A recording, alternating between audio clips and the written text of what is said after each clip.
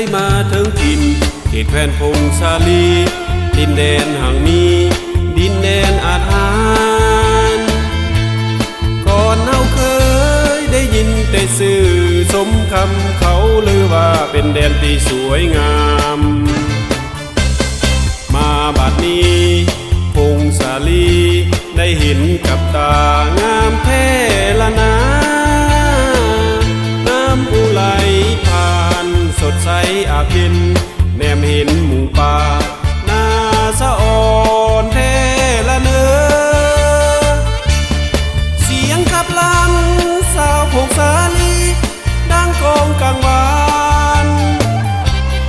ปกปักทินทานออกแห่งงานอยู่ตามภูดอยจิตใจซื่นซอยเมื่อได้มาแขวงพงศาลีลงอาบน้ำอูที่แสนสดใสเหมือนอาบน้ำใจสาวพงศาลียิ้มแย้มแจ่มใสวาจาอ่อนหวานสมคำกล่าวขานงามแท้พงศาลี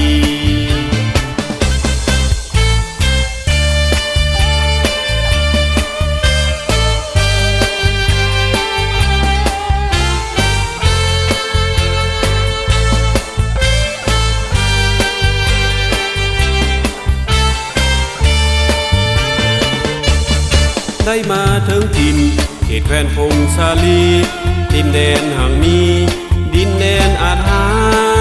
รพ์ก่อนเฮาเคยได้ยินแต่สื่อสมคำเขาลือว่าเป็นแดนที่สวยงามมาบัดนี้พงศาลีได้เห็นกับตางามแท้ละนะน้ำอุไหลผ่านสดใสอาบเย็น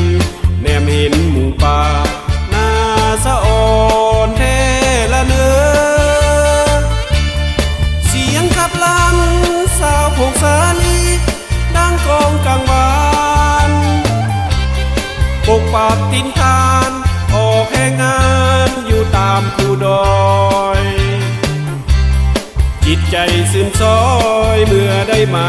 แขวงพงศาลีลงอาบน้ำอูที่แสนสดใสเหมือนอาบน้ำใจสาวพงศาลี